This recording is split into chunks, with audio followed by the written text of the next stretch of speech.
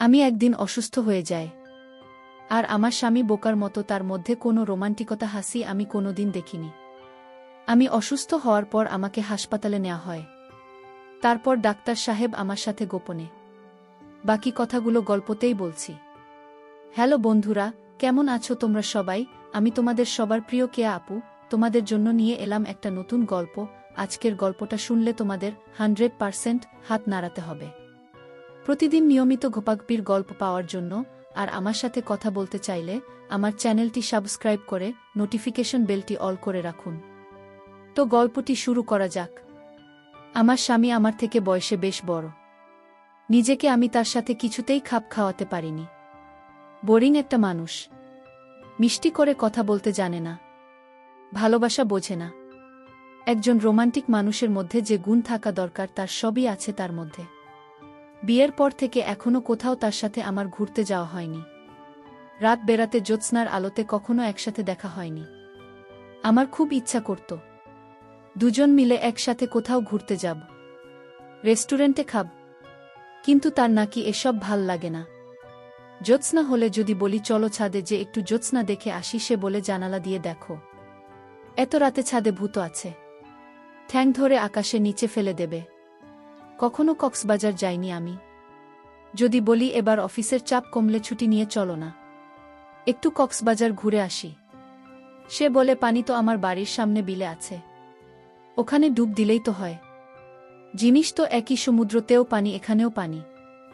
শাড়ি পরলে আমাকে সুন্দর লাগে, অন্তত সবাই তাই বলে। অথচ বিয়ের পর থেকে আজ পর্যন্ত সে আমার প্রশংসা করা তো দূরে থাক, শাড়ি পরলে আমার দিক দুইবার ফিরেও তাকায় না। মুখ ভর্তি দাড়ি, আকর্ষণহীন একজন মানুষ। না বোঝো রোমান্টিকতা, না আছে কোথায় মিষ্টতা। আমায় বল আশা ছিল কোনো হ্যান্ডসাম আমার জীবনে আসবে, কিন্তু তখন লজ্জায় মাথা নুয়ে যায় যখন আমার বান্ধবীরা আমাকে বলে হুজুরের বড়। আমি সাজগোজ খুব পছন্দ করতাম, দামি পারফিউম ইউজ করতাম, কিন্তু এখন আমার এসব সব মাটি হয়ে গেছে। আমার ক্লাসমেট সুমাইয়া আমার অন্তরঙ্গ বান্ধবী, তার বিয়ে হয়েছে এক কোটিপতি ছেলের সাথে। বাড়ি আছে, গাড়ি আছে, ইন্ডাস্ট্রি আছে, কোনো কিছুর অভাব নেই। প্রায় যখন তার সাথে আমার কথা হয় আমাকে খোঁটা দেয়। বিয়ের আগে আমিও স্বপ্ন দেখতাম আমি কোন কোটিপতির সুন্দর ছেলের সাথে আমার বিয়ে হবে। অঢেল সম্পদের মালিক, নিজের গাড়ি আছে, শহরে 3 তলা বাড়ি আছে। যে ঘরে আমি থাকি রাজকীয় ও একঘাত, শুধু আমার কাপড় চোপড় রাখা এবং সাজগোজের জিনিসের জন্য আলাদা একটা রুম রয়েছে। যত দামি ব্র্যান্ডের পারফিউম রয়েছে সব আমার সংগ্রহে আছে। গরমে আমি ওর সাথে থাকব। যখন বাইরে বের হই জামা কোনটা রেখে কোনটা পরব, ম্যাচিং করে জুতো আর কানের দুল, কালার মিল রেখে মেকআপ, এগুলো নির্বাচন করতে আমার ঘন্টা পার হয়ে যাবে। ড্রাইভ করবে, আমি ওর পাশে বসব। তার কথা যেন আমার কানে পড়েনি। সে ভাব নিয়ে আমি বাইরের সবুজ ধানক্ষেতের দিকে অপলক দৃষ্টিতে তাকিয়ে আছি।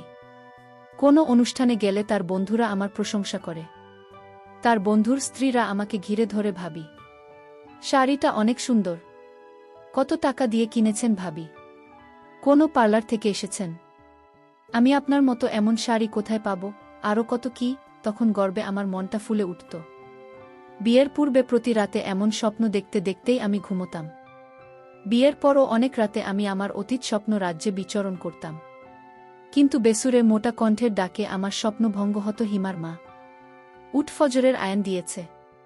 এভাবে কত দাঁতের মিষ্টি স্বপ্ন তিনি আমার ভঙ্গ করেছেন তার হিসেব নেই। এর মধ্যে এক সকালে অনুভব করলাম আমি আবার 3য় মা হতে চলেছি। আমি ভেবেছিলাম সে খুশিতে আমাকে বলবে আমি তোমাকে ভালোবাসি, আমি কোনোদিন তোমাকে ছেড়ে যাব না, সারাটা জীবন যেন আমার সন্তান আর তোমার সাথে বাকি জীবনটা কাটিয়ে দিতে পারি।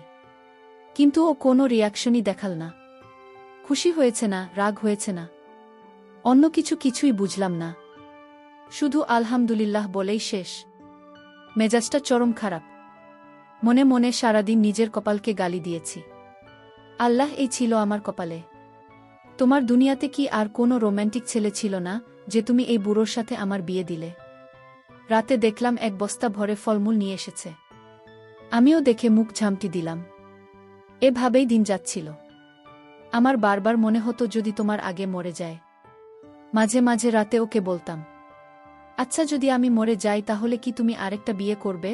ভাবতাম হয়তো গল্পের নায়কদের মতো আমাকে বলবে, আরে না পাগলি, তুমি মরে গেলে আমিও মরে যাব। আর যদি বেঁচে থাকি তাহলে সারা জীবন তোমার স্মৃতি নিয়ে থাকব। কিন্তু দেখা যেত তার কোনো রিয়াকশনই নেই, চুপ করে থাকত। যখন বুঝতাম চুপ করে থেকে অমন সম্মতি দিচ্ছে, তখন লাফ মেরে উঠে বলতাম, বুঝেছি, তুমি তো এটাই চাও যে আমি মরে যাই, যেন আরেকটা বিয়ে করতে পারো। এই বলে তার দিকে পিঠ ফিরিয়ে শুয়ে বাকি রাতটা পার করে দিতাম। দেখতে দেখতে 5 মাস হয়ে গেল। একদিন রুমে আমি একা ছিলাম। বাথরুমে গিয়েছি, হঠাৎ পা পিছলে কম্বলের উপর উপুর হয়ে পড়লাম। এখনই মনে হয় আমার জানটা বের হয়ে যাবে। তারপর কিছু সময় অচেতন হয়ে সেখানেই পড়ে রইলাম। কিছুক্ষণ পর যখন হুঁশ ফিরল, শরীরটা খুব হালকা লাগছিল, কিন্তু ওঠার শক্তি পাচ্ছিলাম না। অনেক কষ্টে এটা সেটা ধরে রুমে এসে আবার পড়ে গেলাম।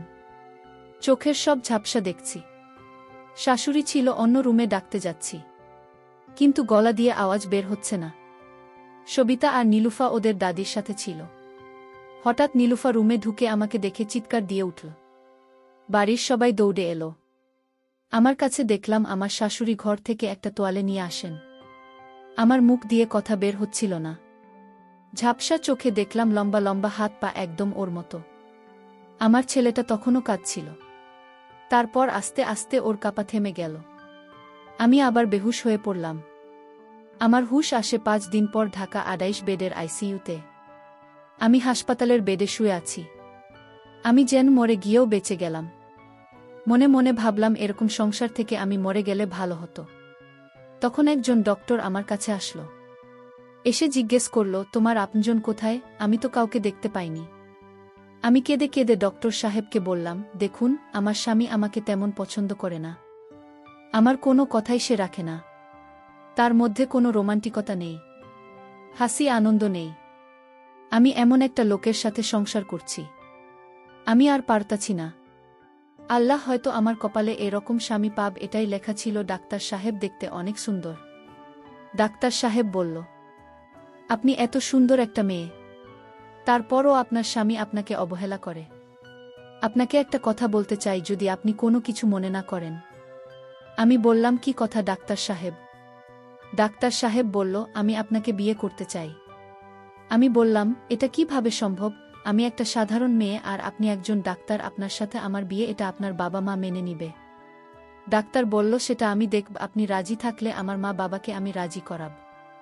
আমি জানতাম না ডাক্তার সাহেব আমার মনের পরীক্ষা নিচ্ছে। আমি বললাম, আপনি ডাক্তার হতে পারেন, কিন্তু আপনাকে বিয়ে করা আমার পক্ষে সম্ভব না। কারণ আমি আমার স্বামীর ঘরে যেভাবে আছে সেভাবে সারাটা জীবন কাটিয়ে দিতে চাই। কারণ মানুষের জীবনে বিয়ে একবারই হয়। ডাক্তার সাহেব বলল, তোমার স্বামী কি আছে? একটা ভাঙাচোরা ঘর, নাই টাকা পয়সা, আর আমার কোনো কিছুর অভাব নেই। আপনি চাইলে আমাকে নিঃসন্দেহভাবে বিয়ে করতে পারেন।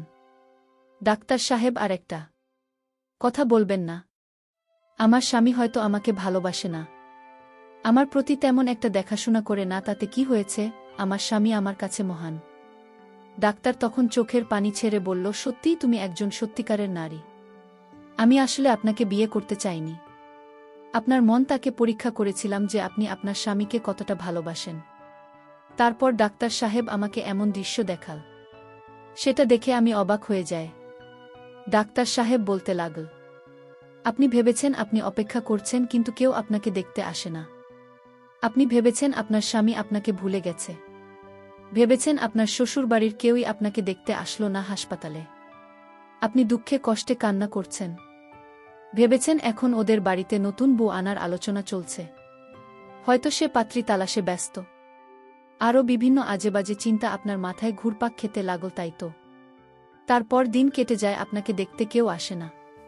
তারপর ডাক্তার সাহেবরাতে একজন ডিউটি নার্স চেঞ্জ করে একজন বয়স্ক মহিলাকে পাঠালেন। মহিলা নার্স এসে আমার মাথায় হাত দিয়ে বললেন, না, আপনি ভালো আছেন। আমি মাথা নেড়ে সম্মতি জানাই। উনি বললেন, আপনাকে নিয়ে তো সবাই খুব ভয় পেয়ে গিয়েছিল। ডাক্তাররা আপনাকে অ্যাডমিট করতে চায়নি। সবাই বলছিল আপনি বড়জোর আর 3 ঘন্টার মতো বাঁচতে পারেন, তার বেশি না। আমি বললাম, কেন? উনি বললেন, আমার ডায়াবেটিস আর প্রেসার দুটোই নাকি অনেক বেশি হয়ে গিয়েছিল। শেষে ওর কাছ থেকে বন্ড সই নিয়ে তারপর আমাকে আইসিইউতে নেওয়া হয়। তিনি আমাকে বললেন, লম্বা হুজুগটা মনে হয় আপনার স্বামী লোকটা আপনার জন্য অনেক কষ্ট করেছে। আজ 4 দিন দিনরাত 24 ঘন্টা হাসপাতালে পড়ে আছে। কোনো খাবার খাচ্ছে না, যেন পাগলের মতো হয়ে গেছে। আইসিইউ বারান্দায় সারাক্ষণ বসে থাকে, একবারের জন্যও বাসায় যায়নি। নার্সের কথা শুনতে শুনতে আমার গলা ভারী হয়ে আসছিল। প্রচণ্ড এক আবেগ যেন আমার গলা চেপে ধরেছিল। তিনি বলতে লাগলেন, আমরা তো সবাই হাল ছেড়ে দিয়েছিলাম, কিন্তু উনি একবারের জন্য হাল ছাড়েনি। যখন এখানে আপনাকে এনেছিল উনি খুব কান্নাকাটি করছিল। আমি মনে মনে ভাবছিলাম, এই লোকটি সত্যিই কি আমার জন্য কাঁদতে পারে। তিনি বলছিলেন, আমরা তো সবাই উনার কান্না দেখে অবাক হয়ে গিয়েছিলাম। আমি এক পাশে মুখ ফিরিয়ে বললাম, তা ও তো আমাকে একবার দেখতে এল না। তখন সেই নার্স আমার বাম পাশে জানালার পর্দা সরিয়ে দিয়ে আমাকে হাত দিয়ে ইশারা করে বললেন, ওই যে দেখেন। দেখলাম বাইরেও উস্কোখুস্কো চুলে জানালার দিকে তাকিয়ে দাঁড়িয়ে আছে। পর্দা সরতে দেখে হাত দিয়ে ইশারা করে নার্সকে শুকরিয়া জানাল। নার্স বললেন, আইসিইউতে বাইরের কেউ আসা নিষেধ, এভাবে রোগী দেখানো নিষেধ। কিন্তু আপনার স্বামীর অনুরোধে আমার খুব মায়া হলো। আপনার স্বামী আমার পায়ে পড়ে বলল, প্লিজ আপনি আমার দূর থেকে দেখার সুযোগ করে দিন। এ কথা বলে কান্নাকাটি করছিলেন। তারপর আমার খুব মায়া হলো। আপনার তো হুঁশ ছিল না এই 5 দিন। আপনার স্বামীকে আমি দেখলাম সারারাত নামায় পড়তেন আর কান্না করে বলতে লাগলেন, আমার স্ত্রীকে বাঁচিয়ে দাও আল্লাহ, আমি আমার জীবনে আর কোনো কিছুই চাই না। আল্লাহ, আমার স্ত্রীর প্রতি তুমি দয়া করো। আমি আপনার স্বামীর কান্না নামাজ দেখে ভাবলাম, একজন মানুষ একজন স্ত্রীকে এতটা ভালোবাসতে পারে। তিনি আমাকে খুব অনুরোধ করে বলেছিলেন, যেন অন্তত আমি একবার জানালার পর্দা সরিয়ে তাকে আপনাকে দেখার সুযোগ করে দিই। আমি বলেছিলাম, পর্দা সরালেও তো দূর থেকে চেহারা দেখতে পাবেন না। তিনি বলেছিলেন, অভাবটা দেখতে পেলেই তিনি শান্তি পাবেন। তাই প্রতিদিন আমার শিফটে আমি আসার পর কিছুক্ষণের জন্য জানালার পর্দা সরিয়ে দিই। তখন দেখতে পাই তিনি অপেক্ষায় আছেন। তিনি হাত নেড়ে আমাকে শুকরিয়া জানান। নার্সের কথা শুনতে শুনতে আমার বুক ফেটে যাচ্ছিল। আমি আর নিজেকে নিয়ন্ত্রণ করতে পারলাম না। হাউমাউ করে কেঁদে উঠলাম। তিনি আমাকে এতটা ভালোবাসেন। বাম দিকে কাত হয়ে ওর দিকে তাকালাম। দূর থেকে মনে হল চোখ মুছছে। আর একদিন পর আমাকে রিলিজ দেওয়া হলো। কি এক অজানা অনুশোচনায় আমি তার চোখের সাথে চোখ মেলাতে পারছিলাম না। বাসায় ফেরার পর সারাক্ষণ আমার পাশে বসে রইল। ও আমাকে খাইয়ে দিত, আমার সব কাজ করে দিত। আমার কাছে মনে হচ্ছিল আমি একটি নতুন জীবন পেয়েছি। আর এই লোকটাকে আমি ভুল বুঝেছিলাম। এরকম স্বামী পাওয়া তো ভাগ্যের ব্যাপার। রাতে যখন সবাই ঘুমিয়ে পড়ল তখনও আমার পাশে শুয়ে আমার মাথায় হাত বুলিয়ে দিচ্ছিল। আমি বললাম, আমি মরে গেলে ভালো হতো আর একটা বউ পেতেন। ও আমার মুখ চেপে ধরে বলল, আর কখনো এমনটা বলবেন না। তারপর আমাকে তার সাথে চেপে ধরে হাউমাউ করে কেঁদে উঠল। মনে হচ্ছিল তার চোখের জ্বলে বালিশ ভেজে যাচ্ছে। আমার মনে হচ্ছিল তার চোখের অস্ত্রগুলো আমার জীবনটা নতুন করে ধুয়ে পরিচ্ছন্ন করে দিয়েছে। আমি বাসায় ফেরার 2 দিন পর হঠাৎ সুমাইয়া ফোন দিল। ফোন রিসিভ করার পরও পাশ থেকে তার কান্নার আওয়াজ পেলাম। বললাম, কি রে এতদিন পর, আর তুই কাঁদছিস কেন? সে বলল, 2 মাস হয় তাদের ডিভোর্স হয়ে গেছে। তাকে ডিভোর্স দিয়ে তার শিল্পপতি স্বামী তার অফিসের সুন্দরী পিএসকে বিবাহ করেছেন। আসলে ভালোবাসা বড় অদ্ভুত। যেটাকে আমরা ভালোবাসা বলি সেটা আসলে ভালোবাসা নয়। আর যেটা ভালোবাসা সেটা আমরা অনুভব করতে পারি না। আমাদের চারপাশে অসংখ্য ভালোবাসা ছড়িয়ে আছে, কিন্তু সেটা আমরা দেখি না। আমি পুরো সুস্থ হবার পর হঠাৎ তিনি রাতে বললেন, আজ পূর্ণিমা, চল ছাদে যাই। চাঁদের আলো দুজনে বসে গল্প করি। আসলে আমরা দাঁড়িয়াল পুজোর কে বিয়ে করি না। অনেক মেয়ে আছে যার পুজো মানুষকে পছন্দ করেন না। আপনাদের মনে হয় পুজোর মানুষ রোমান্টিক হতে পারে না, রোম্যান্টিক কথা বলতে পারে না। এটা আপনাদের ভুল ধারণা। আপনি দাড়িওয়ালা পুজোর কে বিয়ে করবেন, দেখবেন আপনার সংসারের সুখ আসবে। তাই বলে দাড়ি যাদের নেই তাদের বিয়ে করলে যে সংসারে দুঃখ আসবে সেটাও ঠিক না। তবে যারা দাড়ি রাখে তারা ভালো মনের মানুষ হয়, তাদের ভিতরে রোমান্টিকতা লুকিয়ে থাকে। তাই আপনার স্বামী যেই হোক তাদের কখনো অবহেলা করবেন না। প্রিয় বন্ধুরা, গল্পটি ভালো লাগলে অবশ্যই কমেন্ট করে জানাবেন। আর নিয়মিত এমন আলাদা স্বাদের গল্প শুনতে ভিডিওটিতে লাইক এবং চ্যানেলটিকে সাবস্ক্রাইব করে সাথেই থাকুন। আর হ্যাঁ, নোটিফিকেশন বেলটি অল করে রাখবেন। যাতে পরবর্তী গল্প সবার প্রথমে আপনাদের কাছে পৌঁছে যায়। ধন্যবাদ বন্ধুরা। ধন্যবাদ সবাইকে।